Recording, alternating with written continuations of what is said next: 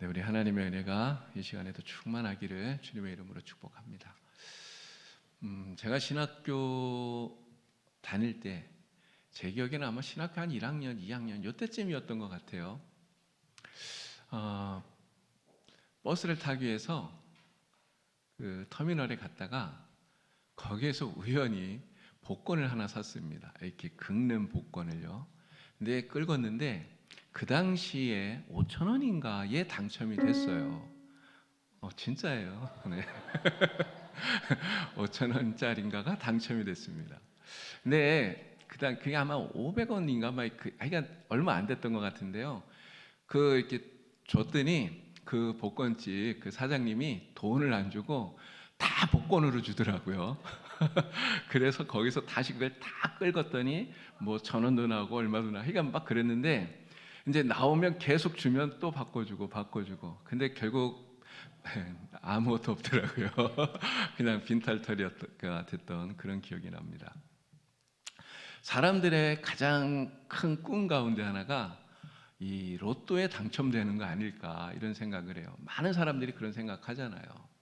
요즘 아이들에게 너 꿈이 뭐냐 이렇게 물으면 아이들은 건물주 이런 이야기 하는 사람도 있습니다. 조물주 밑에 건물주라고 이렇게 이야기하지 않습니까? 근데 어떤 사람이 이 복권에 당첨이 된 거예요. 로또에. 그래서 당첨금으로 수백억을 받았습니다. 그럼 얼마나 좋겠습니까? 그래서 그 당첨금을 받은 걸 가지고 자기가 하고 싶었던 걸 다 하는 거예요. 막 최고로 좋은 차도 사고 집도 사고 친구들 막 다 불러서 매일같이 잔치도 하고. 그럼 몇 년 지났더니 어떻게 되었을까요? 안 봐도 뻔하죠. 그 많던 거를 다 허랑방탕 다 써버리고 빈털터리가 된 거예요. 오히려 복권에 당첨되기 전보다 더 안 좋은 상황이 됐다는 거죠. 네, 이런 이야기를 여러분들 많이 들어보셨을 거예요. 근데 이러한 사람의 이야기를 딱 들으면 여러분은 무슨 생각이 듭니까? 진짜 어리석다 이런 생각이 드시죠? 그런데 이런 생각을 제가 해봤어요. 만약에 내가 진짜 그렇게 되었다면, 내가 로또 1등에 당첨되어서 진짜 막 몇백억이 나에게 딱 들어왔다면 과연 나는 어떻게 했을까 생각해 보니까 글쎄요, 잘 모르겠습니다.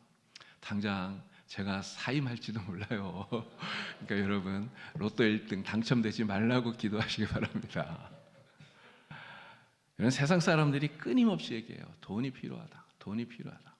근데 여러분 세상 사람만 얘기하나요? 우리도 똑같이 이야기하잖아요. 돈이 필요해요. 그런데 이 말은 사실 틀린 말은 아닙니다. 우리가 세상을 살기 위해서는 돈이 필요해요. 돈이 있어야 됩니다. 우리가 살고 있는 이 자본주의 사회에서 돈이 없이 우리는 살 수가 없어요. 그런데 무엇이 문제가 됩니까? 이 돈이면 다 되는 것처럼 생각하는 이 생각이 잘못된 거예요. 이런 만몬주의라는 말 있지 않습니까? 만몬주의, 만몬이즘. 이 말의 의미가 무엇입니까? 돈을 신처럼 여기는 거예요. 돈을 신처럼. 돈이 신이 되는 거죠. 하나님이 되는 거예요. 그래서 돈이면 무엇이든지 내가 다 살 수 있고 다 얻을 수 있고 돈으로 못하는 게 없다고 생각하는 거예요. 돈이 무엇이든 할 수 있는 신이 되는 세상. 이게 바로 만몬주의입니다.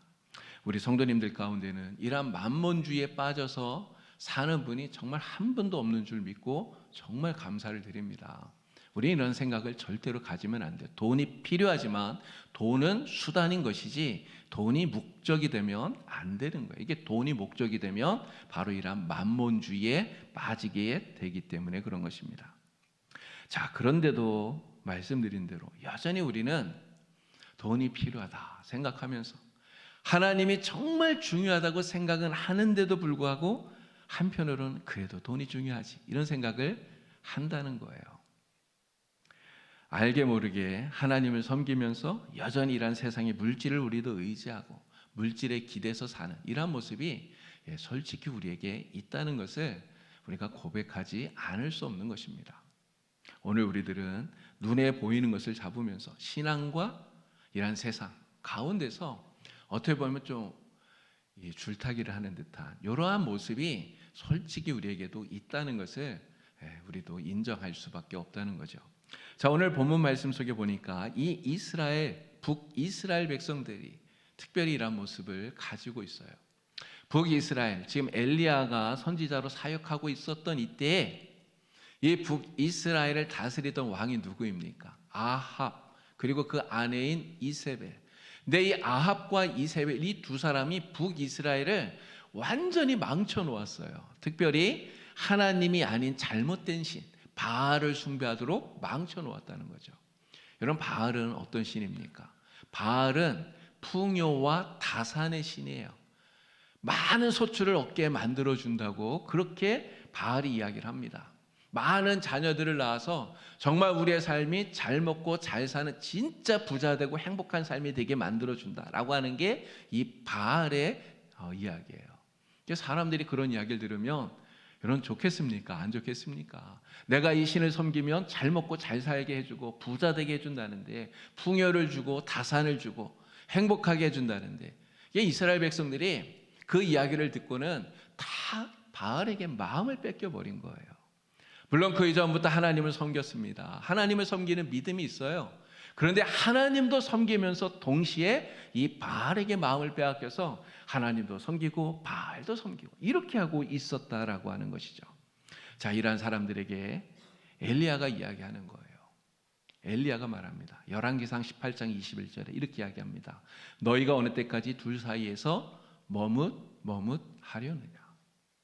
어느 때까지 하나님과 바알 사이에서 머뭇대려느냐. 쉽게 말하면 하나님과 바알 사이에 양다리를 걸치지 마라 라고 하는 거예요. 여러분, 연애하는 사람도 그렇지 않습니까? 이게 연애하면서 한 여자가 두 남자에게 양다리를 걸치면 됩니까? 안 됩니까? 안 돼요. 마음을 한 사람에게 주어야지 이 사람에게도 주고 조금 나눠서 저 사람에게도 주고, 여기가 더 잘해주는 것 같으면 이쪽으로, 이쪽이 더 잘해주는 것 같으면 저쪽으로. 여러분, 이것은 절대로 될 일이 아닌 거죠. 우리가 하나님도 섬기면서 바알도 섬기면 그러면 하나님에게도 복을 받고 바알에게도 복을 받겠지라고 생각하지만 이것은 굉장히 큰 오산입니다. 잘못된 거예요. 하나님께서는 분명히 말씀합니다. 야, 너희가 어느 때까지 둘 사이에서 머뭇 되겠느냐. 머뭇거리지 말라는 거예요. 오직 하나님이 참된 신, 하나님이라는 것을 인정하고 헛된 신 바알을 버리고 오직 하나님만 섬겨라. 이것이 하나님께서 하시는 말씀입니다. 자, 그런데 이 말씀, 이스라엘 백성들을 향해서 지금 엘리야를 통해 하나님이 하시는 이 말씀은 오늘 우리에게 하나님이 하시는 동일한 말씀이라는 거예요. 하나님이 오늘 우리에게 이 말씀을 하고 있는 것입니다. 너는 누구를 섬길 것이냐? 진정 하나님만 섬길 것이냐? 하나님 아닌 이 세상의 헛된 것을 붙들고 살 것이냐? 하나님과 이 세상 사이에 거기에서 양다리를 걸치고 머뭇거릴 것이냐? 하나님이 우리에게 묻고 계십니다. 여러분, 우리는 어떻게 해야 될까요? 답은 너무나 뻔하지 않습니까? 당연하잖아요. 오직 살아계신 하나님, 참된 하나님, 하나님만이 참된 신이라는 것을 인정하고 이 세상 헛된 것, 그 어떤 것이라도 우리가 그것을 의지하거나 그걸 붙드는 것이 아니라 오직 하나님께만 우리의 마음을 두고 하나님께만 우리의 마음을 드리고 하나님만 섬기는 이런 하나님의 백성이 다 되어야 될 줄로 믿습니다. 이 시간 정말 오직 하나님만이 참된 신입니다. 고백하면서 하나님만 섬기겠습니다. 이 믿음을 가지고 하나님만 섬기는 여러분 다 되시길 우리 주님의 이름으로 축원합니다. 자, 우리가 오직 여호와 하나님만 참된 신이라는 것을 고백하고 오직 하나님만을 섬겨야 돼요. 근데 그렇게 하기 위해서 우리에게 필요한 것이 있습니다. 바로 우리 안에 무너져 있는 그러한 제단을 다시금 수축해야 된다는 거예요. 자, 갈멜산에서 엘리야가 그렇게 하고 있습니다. 백성들을 다 가까이 오라고 불러요. 그리고 무너진 여호와의 제단을 수축하는데 그 이야기가 18장 30절에서 35절까지 나오고 있습니다. 우리 30절에서 35절까지 저와 여러분들이 한 절씩 다시 한 번 더 교독하면서 이 말씀 읽어보겠습니다. 엘리야가 모든 백성을 향하여 이르되 내게로 가까이 오라. 백성이 다 그에게 가까이 가매 그가 무너진 여호와의 제단을 수축하되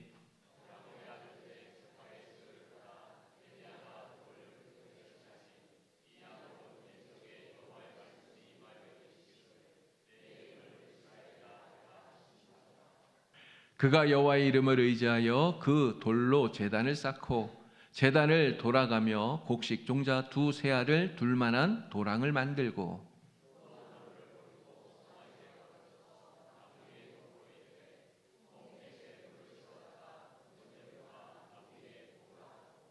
또 이르되 다시 그리하라 하여 다시 그리하니 또 이르되 세 번째로 그리하라 하여 세 번째로 그리하니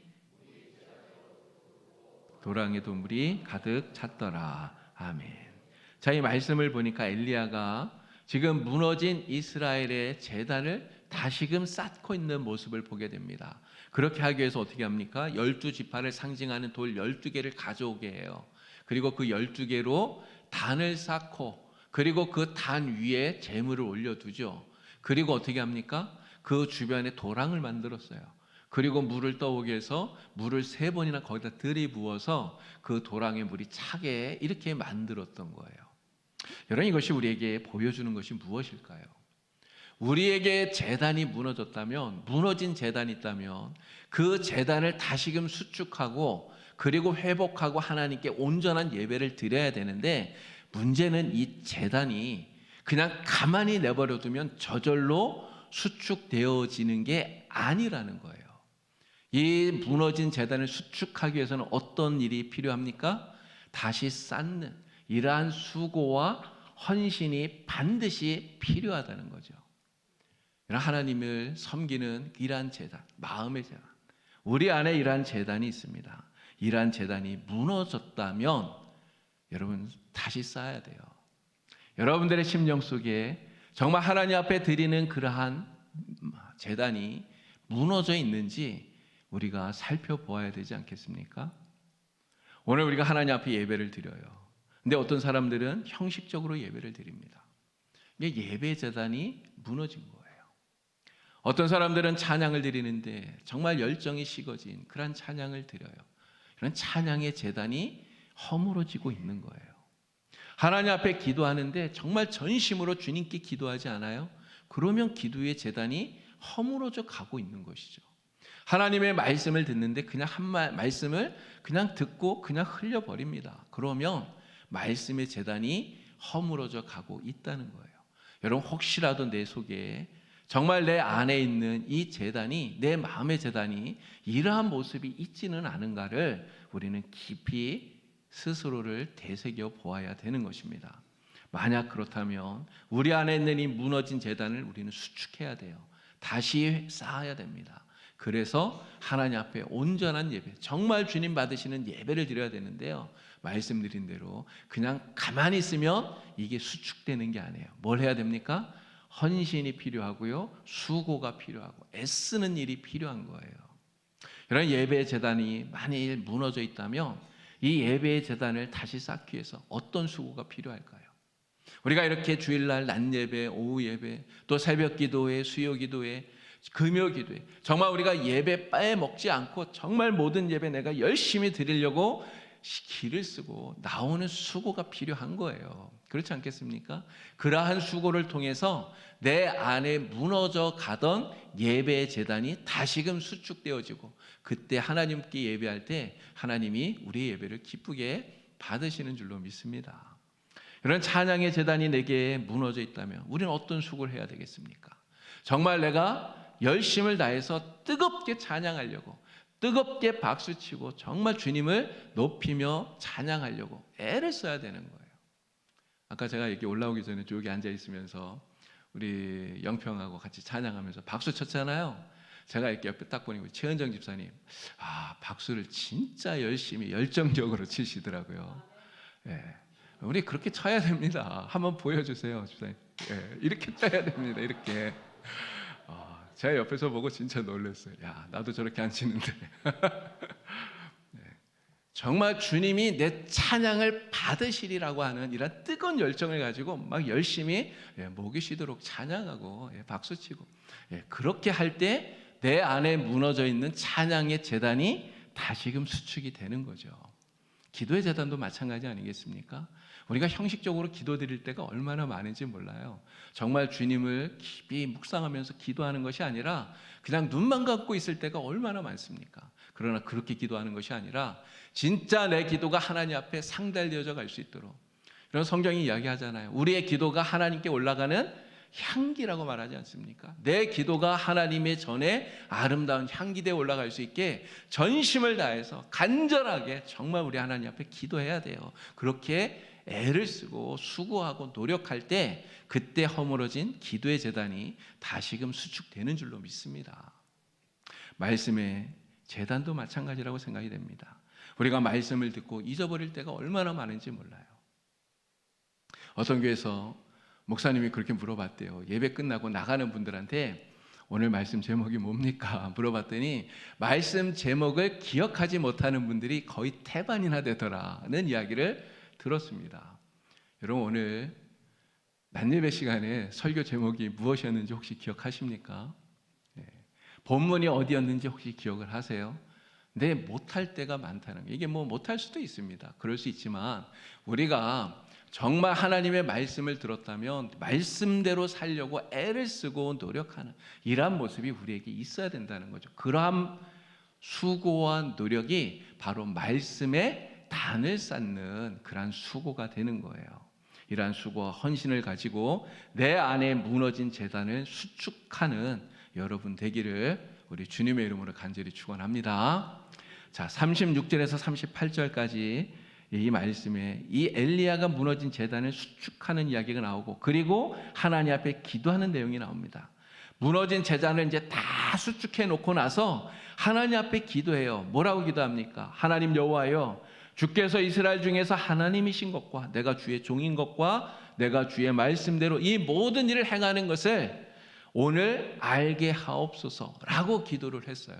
자, 그랬더니 정말 놀라운 기적이 일어납니다. 기도를 마치자마자 어떻게 되었어요? 하늘에서 불이 내려와서 그 제단과 제단 위의 제물과 그 옆에 도랑을 파고 물을 부었는데 물까지 다 사라지도록 그렇게 불이 내려와서 하나님이 응답을 해주신 거예요.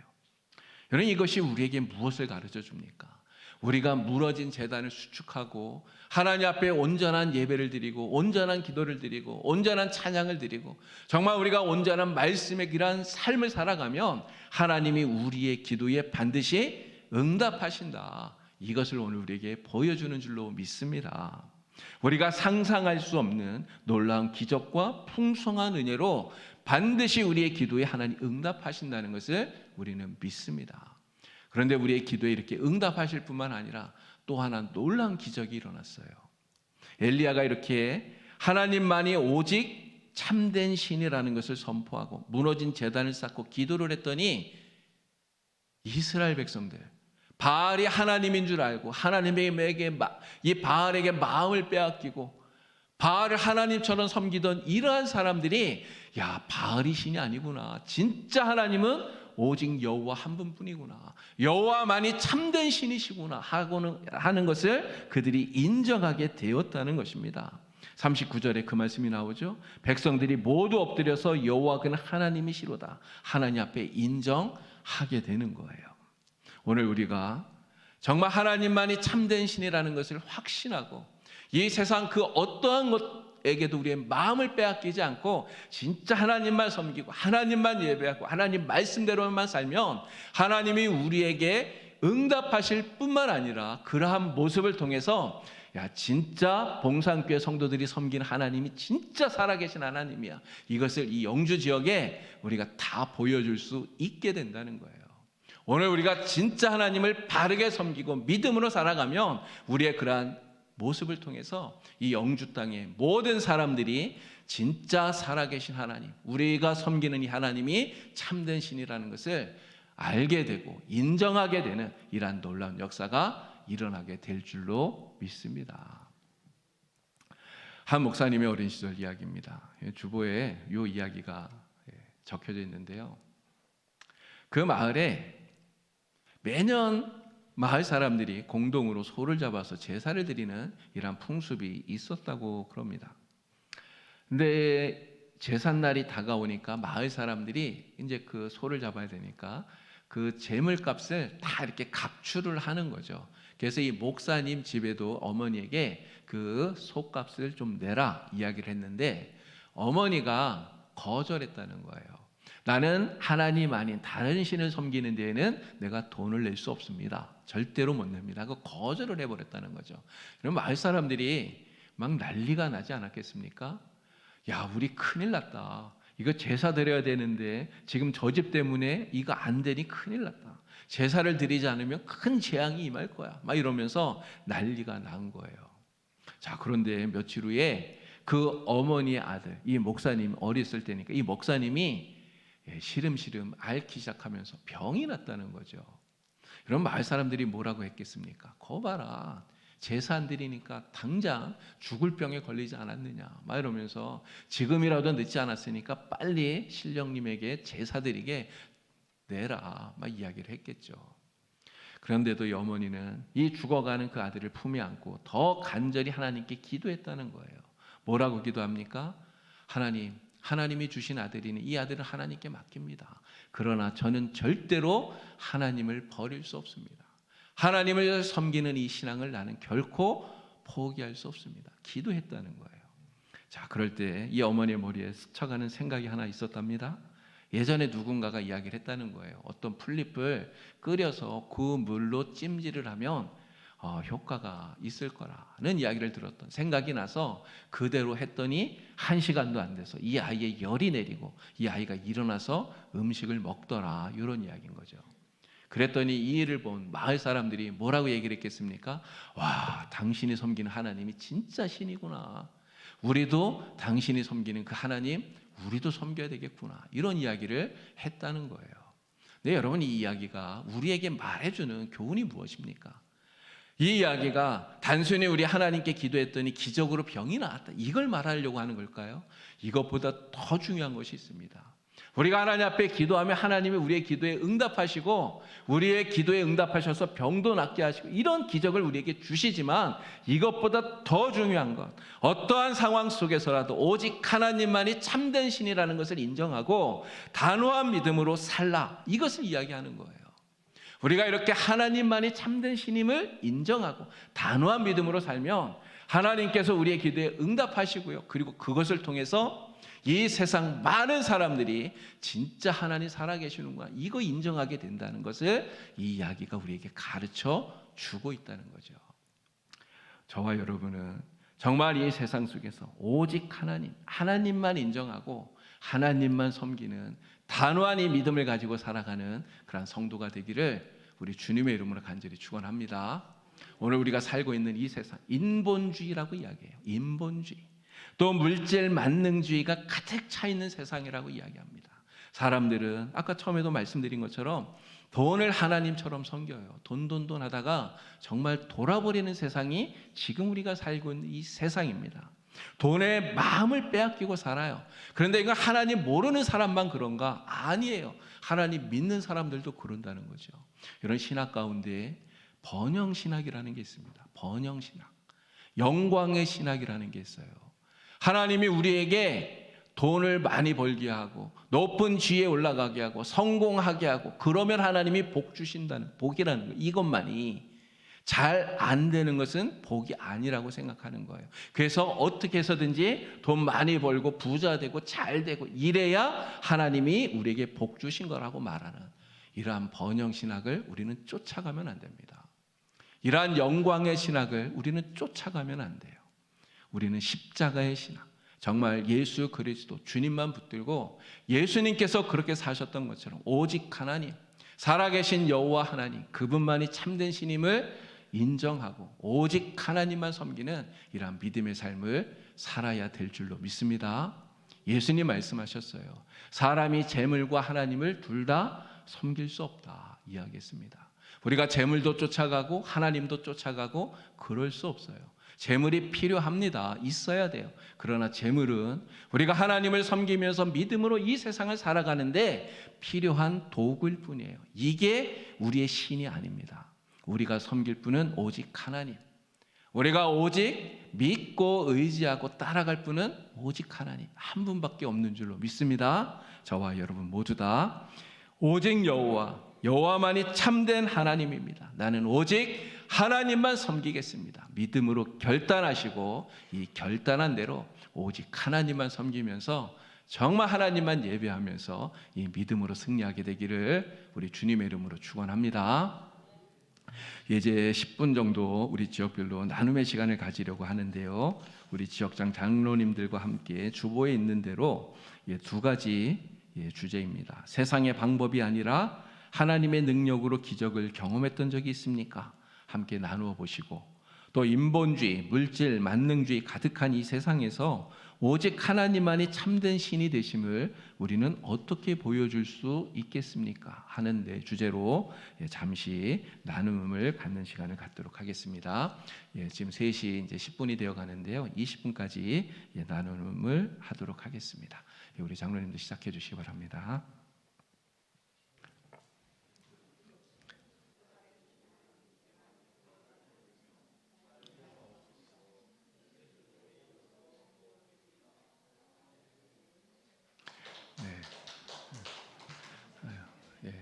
잘 은혜를 나누셨죠?